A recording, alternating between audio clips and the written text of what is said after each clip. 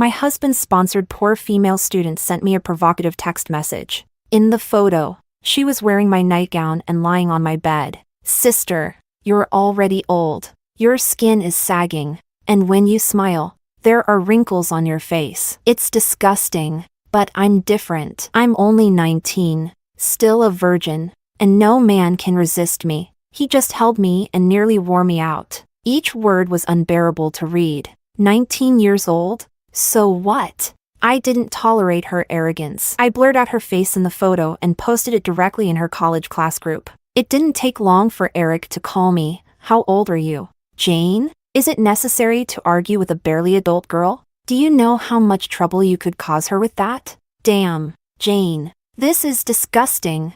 I didn't say a word. I hung up the phone and blocked him on every contact. I don't care. I don't want anything dirty. Chapter 1. I packed all of Erick's belongings overnight and threw them out into the hallway. I hired the most professional cleaning company to thoroughly clean every corner of the house. I also deleted his fingerprint from the door lock and changed the password. But no matter how carefully I planned, I didn't expect Erick to guess the password. He barged in, waking me up from my sleep. Jane, what's the meaning of this? Throwing all my stuff out? What? You want a divorce? To live separately?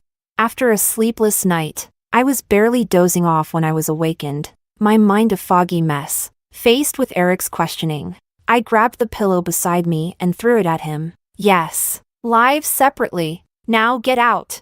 Erick hesitated, then bent down to pick up the pillow from the floor, dusted it off, and placed it back on my bed. Smelling the alcohol on me, he frowned. Why did you drink? You know you get headaches when you drink. Just lie down and rest. I'll make you something to eat. He turned to leave. I called after him. I told you to get out. Erick, are you deaf? He paused for a moment but still gently closed the door. It's always like this. I hold in my anger for a long time, wanting an explanation, but every time, it's like punching a pillow, always avoiding the issue, waiting for time to gradually heal me, and he ignores my pain, only stepping in after my hysterical outbursts to play the caring role, pointing out my faults, forcing me to accept and apologize. In other words, no matter if I'm right or wrong, I'm always the one who has to back down first. Because I loved him, I was willing to go crazy, willing to exhaust myself, willing to always treasure him, maintaining his pride. But that was when I still loved him. From the kitchen, I heard the sound of chopping vegetables. And soon, the aroma of food filled the air. Erick knocked on my door. Baby, it's time to eat. When I got ready to leave, he had already served the meal, 3 dishes and a soup, all my favorites. A few days ago, he had cursed me out over the phone for Louisa, but now, it seemed like he had completely forgotten about it. He's like that, always thinking that by ignoring the problem, it will go away, but he doesn't realize that these things are piling up inside me, just waiting for the right moment to explode. After dinner, Erick pulled out a lipstick from who knows where. A colleague said this brand of lipstick is really nice, so I bought one for you. See if you like it. I opened the cap, and inside was a very outdated, dark red lipstick. The top of the lipstick even had signs of wear. I closed it expressionlessly and casually threw it into the trash. Chapter 2. Erick was furious. Jane, what do you mean by this? Even if you don't like what I gave you, you shouldn't have thrown it away. I laughed. I unlocked my phone and showed Erick the message I had just received. It was from Louisa. Sister, do you like the lipstick? I personally picked it out just for you. It's perfect for an old woman like you. Of course. It's just one of the lipsticks Koo bought for me in a set. The darkest red. It's absolutely perfect for you. The anger on Erick's face froze. I sneered. What do you think I mean, Erick? Giving me something someone else didn't want, and you actually did it? She's just a barely adult kid. She doesn't understand social etiquette yet. It's normal for her to say whatever comes to mind. Do you really need to argue with someone younger? Erick's retort made me laugh out of sheer anger. Someone younger? Erick, have you no shame? If I'm the elder, what does that make you? Huh? This barely adult kid wore my lingerie, laid in my bed, and slept with my man. Do you think I shouldn't care? Erick, now enraged, shot up from his seat and paced the living room several times before finally pointing a finger at me. You really want to bring this up, don't you? It was just a mistake. I drank too much at a social event, and she was just trying on some clothes she hadn't seen before. What's the big deal? We didn't even do anything. So why are you blowing this out of proportion? I stared intently at Erick, his eyes full of anger and irritation, like a splash of cold water, completely extinguishing my own fury. You can never wake someone who's pretending to sleep. I shouldn't keep exhausting myself. Whoever wants that trash can have it. But don't shamelessly push it onto me. It's disgusting. Erick caught the hidden meaning behind my words and grabbed my wrist tightly. What do you mean by that, Jane? What do you mean? I sneered. What do I mean? I mean you should get lost. Go to your precious 19-year-old girl, and stay away from me, got it? Chapter 3. As soon as I finished speaking, a heavy slap landed on my face. In 5 years of marriage, Erick had never laid a hand on me. This was the first time. He looked down at me, his face full of disgust. Jane, I've already given you face by coming back to you. And this is how you repay me? Insisting on acting like a fool? Don't you know how old you are? Competing with a young girl who knows nothing. Aren't you ashamed? 10 years. Jane, you're a full 10 years older than Louisa. Was she wrong? You're almost 30. You're old. Instead of wasting time being jealous, you should think about how to improve yourself. I widened my eyes, barely able to believe what I was hearing. Indeed, what a person says in the heat of anger is often the truth. Anyone could call me old, call me ugly, but not Erick. I stood up and slapped him back. Erick, do you have any conscience? Was I never young? Louisa is 19, enjoying all the luxurious things you've given her. But what about my 19? My youth was spent struggling with you to build this life. Erick covered his face and frowned. Have I mistreated you these past years? Haven't I provided you with everything you wanted? Can't you just be content? All right, I hit you. You hit me back. We're even now. I don't want to fight over outsiders and ruin our relationship. I closed my eyes, not wanting to hear another word from him, as I felt a sharp pain in my lower abdomen, a bad premonition rising within me. Erick didn't notice anything wrong with me because his phone suddenly rang. Coo, dear, I went to school today, and some classmates bullied me. They called me a homewrecker. Boo-hoo-hoo. Erick shot me a reproachful glare. Don't worry. I'll come find you right now. After hanging up, he looked at me coldly. Because of your impulsiveness, Louisa is being ostracized by her classmates. She's just a kid, and if something happens to her, you'll be to blame.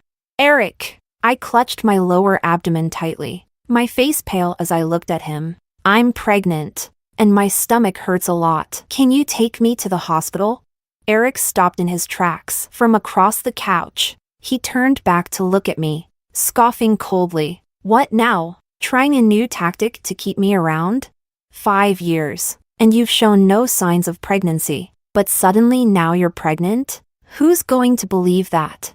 I no longer wanted to argue with him. Instead, I looked down at my skirt, now stained red with blood, and trembled as I begged. I'm not lying, Erick. I'm bleeding. But the only response I got was the sound of the door slamming shut behind him. Chapter 4. The baby is gone. I listened quietly as the doctor gave me the news. Even though I had been preparing myself for this, I couldn't help but shed tears. The day I found out about this baby was the same day Erick and Louisa ended up in bed together. The little life we'd been waiting for 5 years finally came at the worst possible time. It didn't even get a chance to see the world before quietly leaving. The doctor left. The room was empty. Just me alone. Only then did I realize that after 5 years in the city, I didn't even have a single close friend to confide in. My entire life revolved around Erick. I crawled into the bed, curling up into a ball, biting my fingers as I cried uncontrollably. I didn't receive a single phone call from Erick the entire day.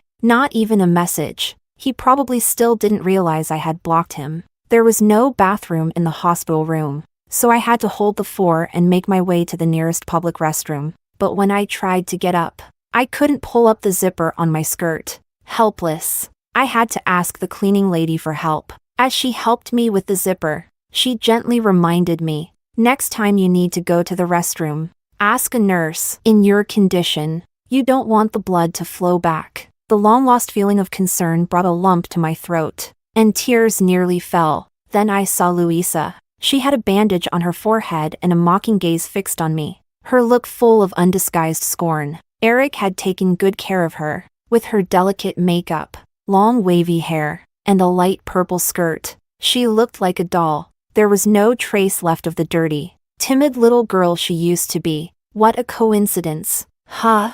Chapter 5. She smiled sweetly, brushing her long hair aside to reveal the love bites on her neck. Sister, are you sick? Why did you come to the hospital alone? Even if Ku doesn't want to accompany you, you should have asked a friend to come with you, right? Oh, I just remembered. She seemed to think of something, laughing happily. Ku said that a bad-tempered old woman like you has no friends at all. How pathetic. You can't even pull up your own zipper when you go to the bathroom. There was a superior air in the way she looked at me, the kind of smugness that comes from taking something precious away from someone else. I felt nothing but disgust. For a man who will never truly be yours, you've ruined your reputation. That label of homewrecker will stick with you for life. Is it really worth it? She took a step closer, her smile widening as she leaned in to whisper in my ear. The label of homewrecker is nothing compared to the wealth and status I'll gain as Mrs. Chu. From the first moment I saw you, I knew you didn't deserve this man, let alone everything that comes with him. The one who deserves to take your place should be me. Honestly, you're nearly 30. You're old. Ku told me himself that he doesn't feel any desire when he's with you. Anger and humiliation churned within me, making it nearly impossible to keep my rage in check. I wanted nothing more than to tear her smug face apart. Taking a deep breath, I held back. Getting into a physical fight with this disgusting woman over a man who wasn't worth it would only lower my own worth. Is that so? I hope that when you get older, he doesn't find someone younger to replace you. With that, I walked past her, but Louisa moved faster, and I heard her clearly as she ran toward the bathroom, throwing herself into Erick's arms. Ku, I know I was wrong. I shouldn't have let my feelings get the better of me. But please ask Jane to forgive me. She said that if I don't leave you, she'll ruin my reputation at school. I know it's my fault, but Ku, I only did it because I like you so much. If you're willing, I'll bear all the shame. I watched dispassionately as Louisa put on her little act. Her performance was terrible, not even close to hiding the pretentious coquette vibe she exuded. Yet Erick was moved to tears by it. He protected Louisa behind him, not even sparing a thought for why I was in the hospital, or for the 4 I had been holding up for so long. Chapter 6. He blamed me. Jane, what do you want? You're not a young girl anymore. You can't afford to be so capricious. If you have a problem, take it out on me, but leave Louisa out of it. Now, apologize to Louisa immediately. He grabbed me, trying to force me to bow. I struggled in the most humiliating position. I was so tired, and everything hurt. I told Erick to let go, that I was in real pain, that my whole body hurt. I was still hooked up to the 4, but he acted like he couldn't hear me, even kicking the back of my knee. I endured the excruciating pain and refused to kneel. A crowd had gathered around, all watching this farce. I no longer had the strength to hold up the 4, and bright red blood started to flow back through the tube. I was exhausted. I didn't want to fight anymore, since Erick had left me with no dignity. I didn't need to leave him with any either. I stopped holding back, letting all my grievances and weakness turn into rage as I shouted at Erick. To make a mistress, who's 11 years younger than you, happy. You're forcing your wife to kneel and apologize to her. Erick, you're really something. We dated for 3 years and have been married for 5. I've wasted 8 years of my youth on you. 8 years? How many more 8 years do I have in this life? I was there with you when you were starting out, when we were struggling, living in a tiny basement apartment, seeing the sunrise at 4 a.m. so many times. Now that you've made it, you turn around and keep a mistress. Even animals have more humanity than you. Everyone, take a good look. This man is Erick, the CEO of Ku Enterprises, and the woman beside him is his mistress. a student he sponsors, who's 11 years younger than him. Chapter 7. For a moment, everyone around was talking. A husband helping his mistress humiliate his wife isn't rare, but forcing the wife to kneel and apologize to the mistress in front of everyone was a first. And to make matters worse, these people were prominent figures. Some pulled out their phones, taking pictures and videos, while others, more hot-tempered, started hurling insults at Erick, at Louisa. Dirty curses were thrown at the two, one after another. Erick shielded Louisa, making sure her face wasn't captured. Meanwhile, I stood amidst the crowd, coldly watching the two of them. Finally, my strength gave out, and I passed out. When I woke up again, it was already dark, and I was back in the hospital room. My throat was dry and scratchy, and I struggled to sit up, only to fall back down, too weak. A hand held a cup of water out to me. In the light,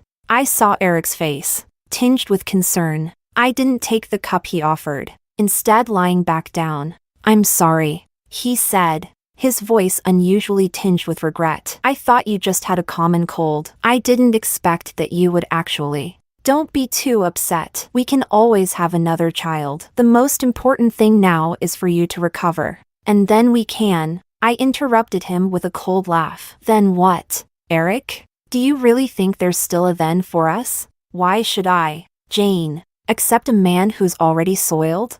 Now, just looking at you makes me feel sick. Makes me want to vomit." The intense hatred in my eyes seemed to sting his fragile pride. He raised his hand, wanting to hit me, but then stopped midair. "I'm already here with you, and I've apologized. What more do you want from me? Can't you just behave? Do you have to make such a fuss? Always pushing your luck? If it weren't for your unreasonable behavior, I wouldn't have laid a hand on you. The child wouldn't have been lost. Can't you reflect on your own mistakes for once? I've had enough of you over the years. If you keep this up, we might as well just get a divorce and stop torturing each other." Chapter 8. Finally, he resorted to his usual threat. Every time we faced an unsolvable conflict, he would threaten me with divorce. He knew I wouldn't agree. He was sure I couldn't live without him. So this tactic always worked for him. This time was no different. He looked at me, still wearing that smug look, waiting for me to back down, just like before, waiting for me to humbly beg him not to leave me. But this time, I couldn't wait. "All right, Erick, let's get a divorce." The superiority in his eyes instantly disappeared, replaced by shock, disappointment, and anger that gradually crept across his face. He shot up, almost shouting at me, "Do you even know what you're saying?" "Of course I do. I'm not deaf." I stared into his eyes, enunciating each word clearly. "I agree. Let's get a divorce. If Mr. Chu doesn't have the time, I can contact a lawyer to draft the divorce agreement. All you'll need to do is sign it with your esteemed hand." After I said this, Erick didn't speak for a long time. The room fell into complete silence. I didn't rush him, just waited quietly. Eventually, Erick walked out onto the balcony, through the glass doors. I saw him light a cigarette and lean against the railing, lost in thought. About half an hour later, he finally came back inside, reeking of smoke. He reached out, trying to ruffle my hair, but I avoided his touch. His hand hung awkwardly in the air for a moment before he forced a smile. "You haven't eaten all day, have you? What do you want? I'll make it for you. Don't be mad, okay?"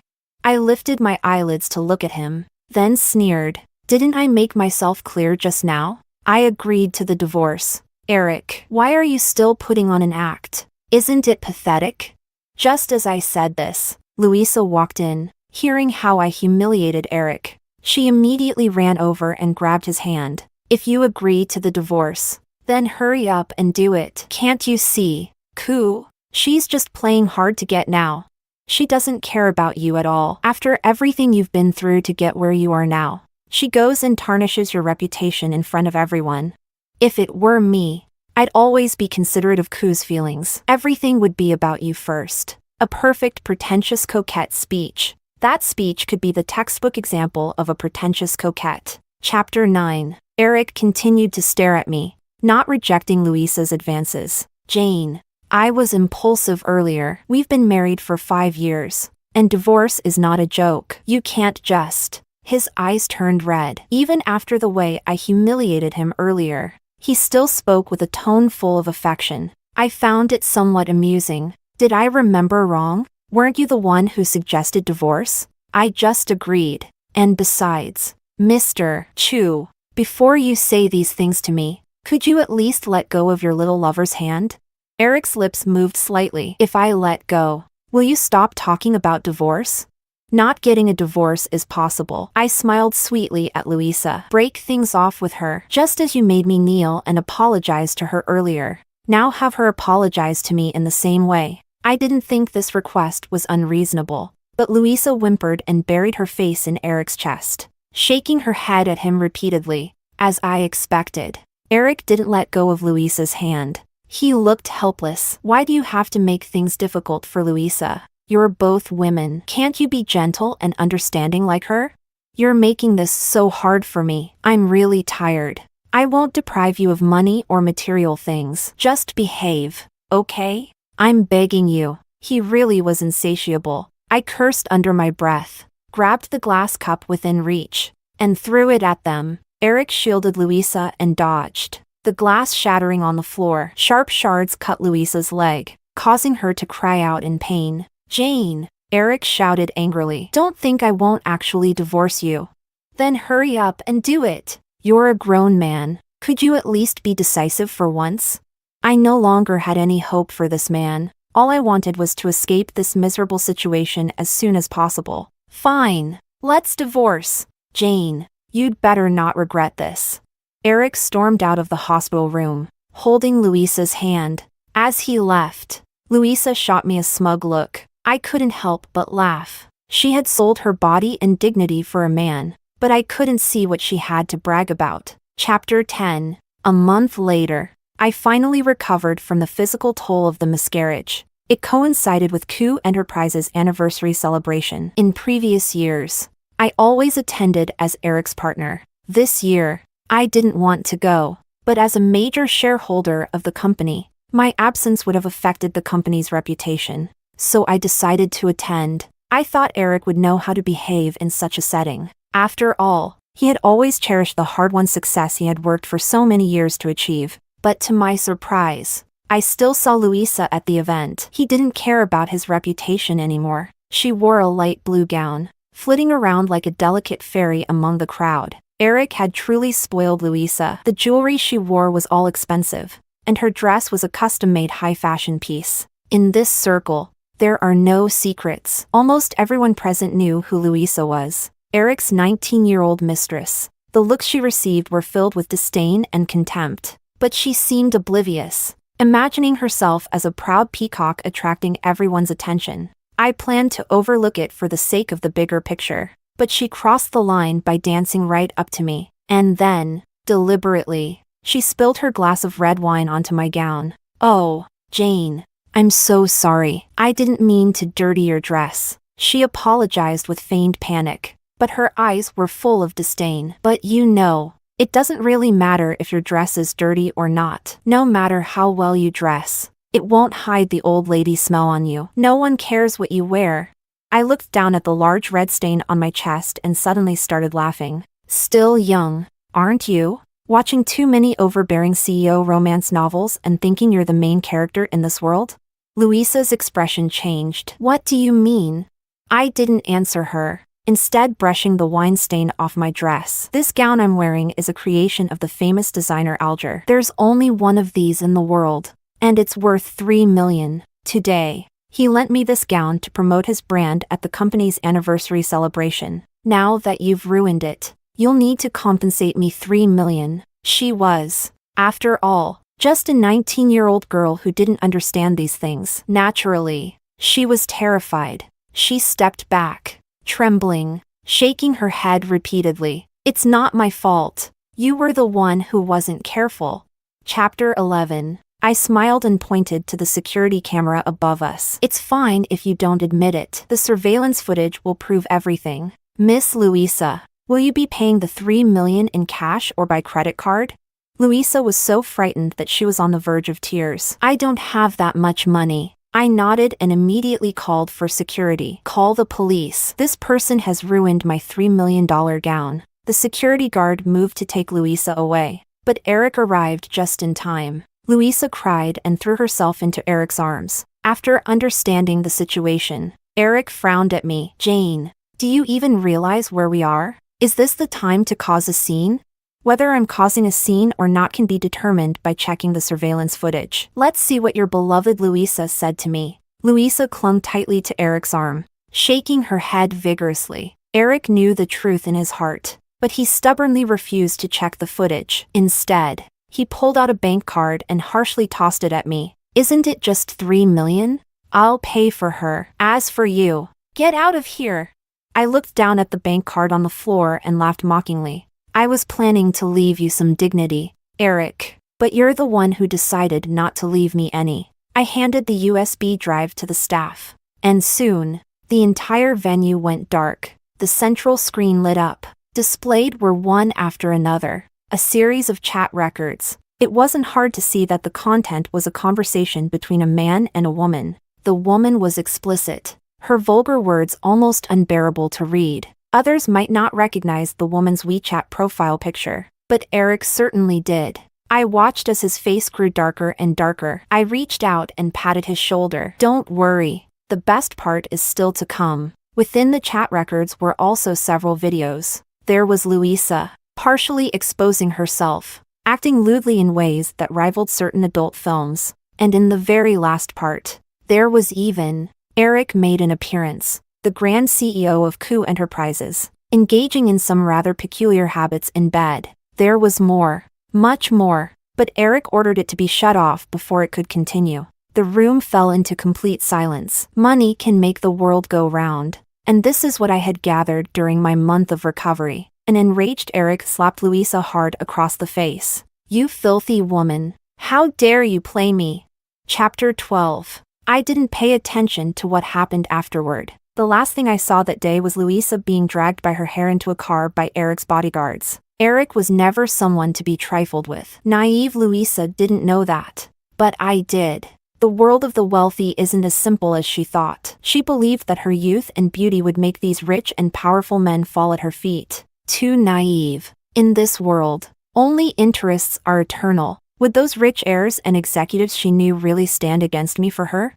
After all, I'm the largest shareholder of Coup Enterprises. Erick didn't tell Louisa. When this company was founded, I was there with him, working hard. That was also when he loved me the most. He cherished me, and he cherished everything we had built together. After the company went public, I returned to the family, and he always felt indebted to me for making me endure hardships during the best years of my life. So, when it came time to divide the shares, 60% of Coup Enterprises shares were under my name. At that time, his intention was to compensate me, and it was also a condition for me to return to the family. As the company grew more successful, he often hinted that he wanted to take back more shares, but I always refused. I may have loved Erick blindly, but I'm also an adult who's been navigating the real world for many years. I understand very well that for a woman, interests are forever. As long as I held onto those shares, Erick would never divorce me. But now, his reputation was in ruins, and I had 1,000 reasons to kick him out of the company. He always thought I was just a lovesick fool, a stupid woman who could only rely on him to survive in this city. So when I threw the removal agreement in front of him, he was full of disbelief. This company is mine. Without me, how will you run it? As long as I have money. What kind of talent can't I find? I gently held his hand. You need to understand that it's not me wanting you to leave, but your negative press is too much. If you stay in the company, it will hinder its development. You wouldn't want all your hard work over the years to go to waste, right? Don't worry. I'm just asking you to step down from your position. We'll still live well together afterward. Just that you won't have to work so hard anymore. Isn't that a good thing? For the company's future. Sign it. He held the pen, hesitating for a long time. Honey, are you still mad at me? Because I foolishly trusted Louisa. I thought of the last time I saw Louisa. She had her legs broken by Erick's men, her face slashed, and was thrown into an underground club. For the rest of her life, she probably wouldn't have a good day again. I know. It's normal to have no resistance to young and beautiful women. If you're willing to admit your mistake, I can forgive you. I smiled softly. He was so touched that he repeatedly promised, "Honey, I'll love you even more from now on. I'll never betray you again." Then he picked up the pen and decisively signed his name on the paper. I looked at the signed document and smiled with satisfaction. This was just the first step. When a woman truly makes up her mind, she can be more ruthless than anyone else. Chapter 13. Although I had found reliable people to manage the company, I still went there every day to stay involved in important decisions. Now that Erick had nothing to do, he spent his days cleaning the house and cooking for me. It was as if our roles had reversed. The one staying at home, doing all the household chores, was Erick, and the one living it up outside, sometimes not even coming home at night, was me. Many times, after a night out with friends, I'd come home late, turn on the lights, and see Erick asleep on the sofa, hugging a pillow while waiting for me. In him, I saw a reflection of my past self. "What have you been up to lately? You've hardly been home this month. Jane, do you even care about this family anymore?" Those words sounded oddly familiar. In all those nights where I waited from dusk till dawn, I had asked him the same questions, full of hurt and anger. "Social engagements," I said casually, tossing my bag onto the sofa. "You've been lying around at home all day. How would you know how hard it is to close a business deal?" Erick looked at me, furious. "I used to handle everything at the company. How could I not know?" "Really? Then shouldn't you be more understanding of me? You used to stay out all night too, didn't you?" I smiled as I asked him. He didn't say anything, because everything I was doing now, he had done before, using business as an excuse to go out drinking with his so-called business partners, not wanting to take my calls. He would simply turn off his phone. When I confronted him, he would always say the same thing, social engagements. What would a woman like you know about handling them?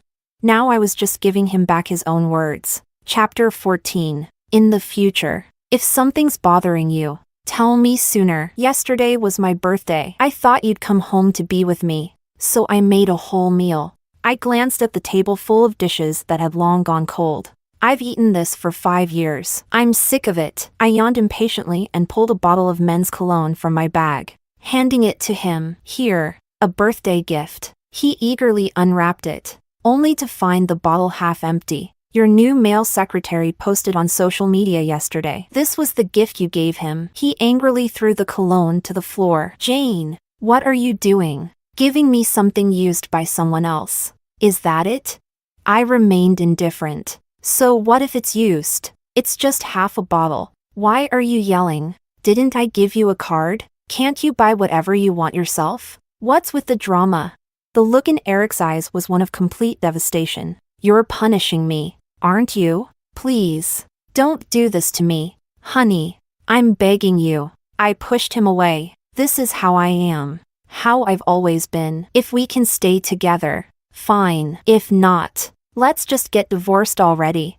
At the mention of divorce, Erick panicked. He shook his head frantically. "No, don't divorce me. I'm sorry. Honey, I know I was wrong. I won't criticize you again. Please don't leave me." He seemed terrified, his eyes rimmed with red. I smiled in satisfaction, reaching out to pat his cheek. A good dog is one that listens. His spine stiffened for a moment. Would he dare to divorce me? He wouldn't. He only had 10% of the company's shares, and as the one at fault, he'd leave with nothing. The company's shareholders would never let him back in, and if we divorced, he'd lose everything. In the end, he lowered his once proud head. How satisfying. Chapter 15. That evening, I went to a bar recommended by a friend and hired 2 male models. When Erick got the news and rushed over, I was holding one of the models by the chin, feeding him red wine from my glass. He barged in,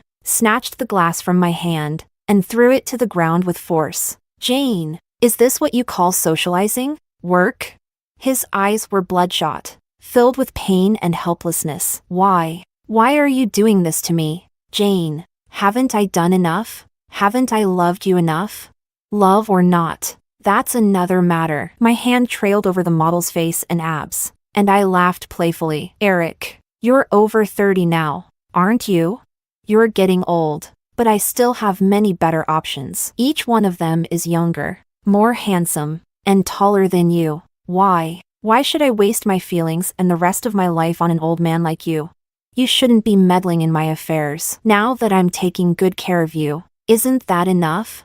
Erick seemed unable to believe what he was hearing. His lips trembled uncontrollably, and his eyes were filled with a deep sense of brokenness. He wasn't wrong. These were the exact thoughts he had when he betrayed me. Now that I was saying them back to him word for word, he didn't even have a reason to argue. Tears welled up and fell from the corners of his eyes as he shook his head repeatedly. No, it shouldn't be like this. 8 years. We've been together for 8 years. When I had nothing, you didn't leave me. So how could you stop loving me now just because I'm getting older? You're getting back at me, aren't you? You're still angry with me, aren't you? Faced with his painful hysteria, all I felt was irritation. All this trouble just because I'm angry with you? Erick, you really think too highly of yourself. If that's the case, then let's just get a divorce. After all, I've looked at your face for 8 years, and I'm already tired of it. Let's get a divorce. After about 2 minutes of silence, Erick's face turned pale. I'm sorry. I'm so sorry. Honey, please, don't divorce me. I'm begging you. He knelt down in front of me. I know. I was a beast before. I wronged you. I promise. I'll change from now on. I can give up everything. I won't care what you do. I just beg you. Don't leave me. We've been together for 8 years. We've been through so much hardship together. And now everything's finally getting better, right? We shouldn't end things like this. I slapped him hard. So now you remember we've been together for 8 years? And how did you treat me for a younger, prettier woman? People who betray true love should swallow 1,000 needles. You said that to me yourself. I gripped his chin, smiling cruelly. You don't want a divorce? Fine. 1,000 needles, not one less. If you can swallow them all, we'll stay together. With that, I shoved him aside and walked out. Not long after, I received a call from a friend. Erick had been taken to the hospital. They said that after I left, Erick had laughed and cried. And in the end, he really started swallowing needles. I watched the surveillance video my friend sent me. Erick's mouth was full of blood. He collapsed on the floor from the pain, trembling uncontrollably, yet still forcing himself to shove one needle after another into his mouth. He pushed away everyone who tried to stop him, crying out, "If I swallow 1,000 needles, Jane will forgive me." That night, the hospital called me many times. I didn't answer a single one. I said it before, once I decide to let go, I can be more ruthless than anyone. From now on, whether he lives or dies has nothing to do with me. Chapter 16. The day of our divorce. The weather was perfect. I walked out of the civil affairs office with my divorce certificate in hand. Behind me, Erick looked haggard, like he had aged 10 years overnight. Yes, just a few days ago, when the lawyers were sorting out our marital assets, he found out that all of my assets had been secretly transferred. After the divorce, all he got was 100,000 yuan. The empire he had spent half his life building ended up in my hands. When did you start planning all this? His tired and hoarse voice sounded from behind me. From the day you forced me to kneel in front of Louisa after I had a miscarriage. That night, I sat by the window for a long time, until the full moon completely disappeared over the horizon, until my tears dried up, until my collapsing sanity slowly returned. That's when I finally gave up. From that day on, I started preparing to take everything from him. I had already decided to live well with you. He squatted down, sobbing in pain and regret. It's okay. I'll continue to enjoy the happy life that should have been yours. I left him with those words and got into the car. In the rearview mirror, I saw his hunched figure standing there for a long time. Suddenly, I remembered. A long, long time ago, when the company earned its first million, he hugged me tightly. That day, under the same bright sunshine, he whispered softly in my ear, "Honey, Thank you for staying by my side for so long. From now on, I'll love you twice as much and give you a better life. The happiness that was once within his grasp. He ruined it himself. Who's to blame? He deserved it.